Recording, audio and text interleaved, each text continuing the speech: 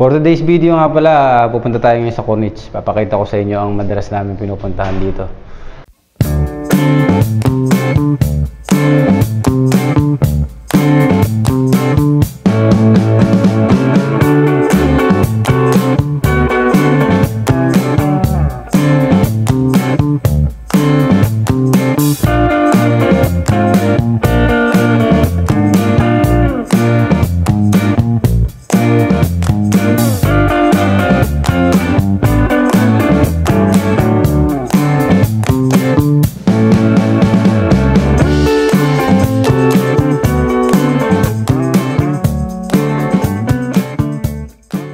For today's video nga pala, pupunta tayo ngayon sa Corniche. Papakita ko sa inyo ang madalas namin pinupuntahan dito.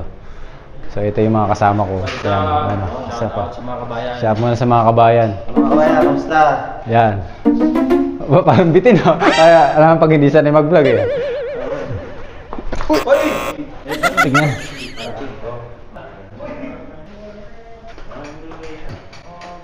Welcome to my YouTube channel. For today's video nga pala, punta ko ngayon sa Corniche. Ang time is 11:11. So 11:11 pa lang. So nag-out na kami sa trabaho ng 10:30. After 30 minutes preparation, so pupunta ako ng Corniche ngayon para ipakita ko naman sa inyo yung magagandang lugar dito sa Qatar. Kahit sa gabi, papasyalan natin para sa inyo. Tara, let's go. So yung biyahe niya is mga around siguro more or less 15 minutes nandun na tayo sa sa may Corniche. So ayan, wala masyadong sasakyan. So ang daan natin ay dito. Okay, medyo nakalimutan ko na rin yung daan. Oops, yung ilaw natin. Nakalimutan natin yung ating ilaw, yung ating backlight. Yung backlight natin naka-on na. Okay, so yan, samahan nyo ako. Pakita ko sa inyo kung gaano kaganda ang Corniche sa gabi. Let's go. Let's go, let's go. Welcome to my YouTube channel.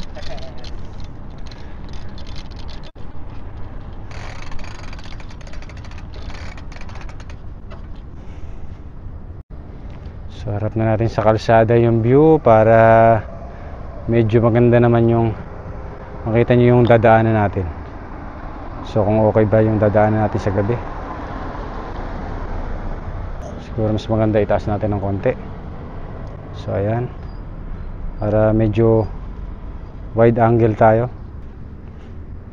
Itaas natin ng konti. Okay, let's go.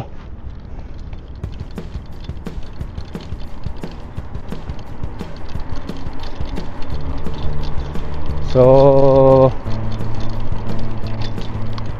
11 o'clock, more or less makakarating ako ng mga 15 minutes. Depende, kanya-kanya kami ng usually pag uwi ng bahay, depende sa activities na gusto mong gawin. Katulad ko is nagbibisikleta ako, then yun nga, ang iba naman ay nagbabalibol, yung iba nagbabasketball, yung iba nasa bahay lang nanonood ng movies. Ako naman gusto ko outdoor activities.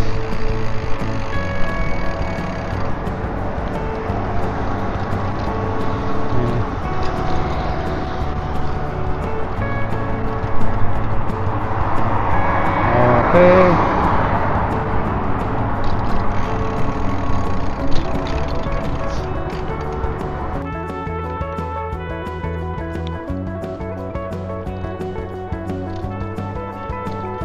Dito natin masusubukan kung gaano kalinaw itong ating Insta360 Ace Pro in low light.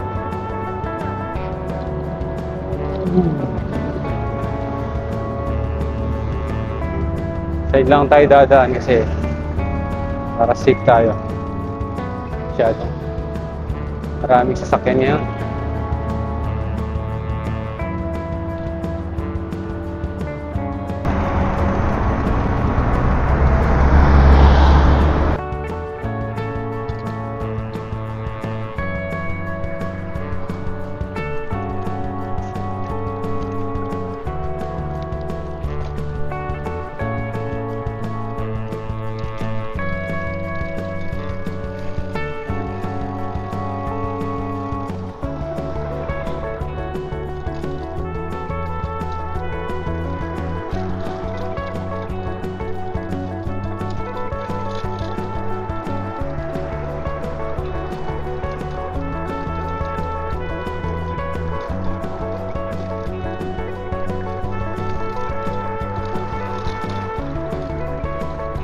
kung magbibisikleta ka, make sure na maganda kung kumpleto ka ng gamit. Pa-helmet tayo.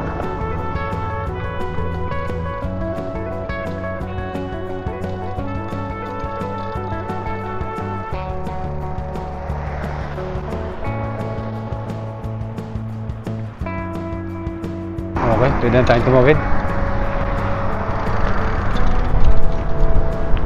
So red pa. Safety first. Safety first.